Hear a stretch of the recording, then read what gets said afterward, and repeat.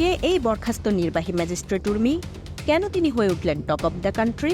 ২৪-এর আন্দোলনে প্রথম শহীদ আবু সাইদ আর প্রধান উপদেষ্টাকে নিয়ে কি এমন পোস্ট ও মন্তব্য করেছেন যার কারণে হতে হলো বরখাস্ত? চলুন জানা যাক বিস্তারিত।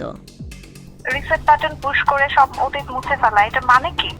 লালমনিরহাট জেলা প্রশাসনের নির্বাহী ম্যাজিস্ট্রেট থাকা অবস্থায় তাপসী তাবাসসুম উর্মি অন্তর্বর্তী সরকারের প্রধান উপদেষ্টাকে নিয়ে ফেসবুকে পোস্ট করে এসেছেন আলোচনায়।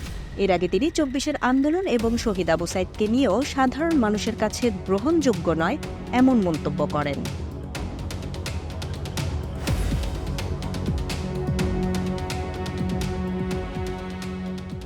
সোশ্যাল মিডিয়ায় তাকে নিয়ে বইছে আলোচনা সমালোচনার ঝড়।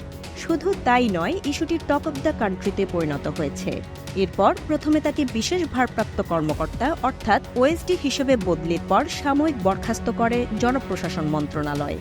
জানা যায়, তাপসী তাবাসসুম উর্মি পূর্বধলা সদর ইউনিয়নের নসিবপুর গ্রামের মোহাম্মদ ইসমাইল হোসেনের মেয়ে। তিনি শাহজালাল বিজ্ঞান প্রযুক্তি বিশ্ববিদ্যালয় থেকে কম্পিউটার সায়েন্স অ্যান্ড ইঞ্জিনিয়ারিং বিষয়ে পড়ালেখা শেষ করে ২০২২ সালে সরকারি চাকরিতে যোগ দেন।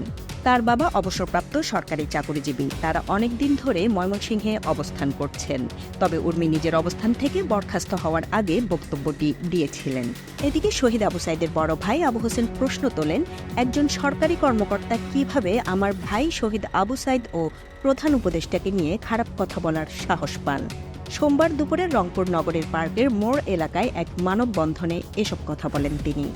বৈষম্য বিরোধী ছাত্র আন্দোলনে প্রথম শহীদ আবু সাইদকে সন্ত্রাসী বলে আখ্যা দেওয়া এবং ছাত্র জনতার গণ অভ্যুত্থানকে কটূক্তি করার প্রতিবাদে মানববন্ধন করেছে রংপুর বেগম রোকেয়া বিশ্ববিদ্যালয়ের শিক্ষার্থীরা।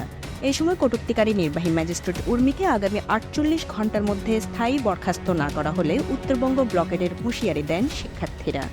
এছাড়াও আবু সাইদকে সন্ত্রাসী আখ্যা দিয়ে স্ট্যাটাস দেওয়া এবং একই স্ট্যাটাসে অন্তর্বর্তী সরকারের প্রধান উপদেষ্টাকে নিয়ে কুরুচিপূর্ণ মন্তব্য করার প্রতিবাদে বিক্ষোভ মিছিল করেছে ঢাকা প্রকৌশল ও প্রযুক্তি বিশ্ববিদ্যালয়ের শিক্ষার্থীরা। বিক্ষোভ প্রতিবাদ চলছে আরও নানা স্থানে। ফাহমিদা জিনিয়া, খবর প্লাস, নিউজ ডেস্ক।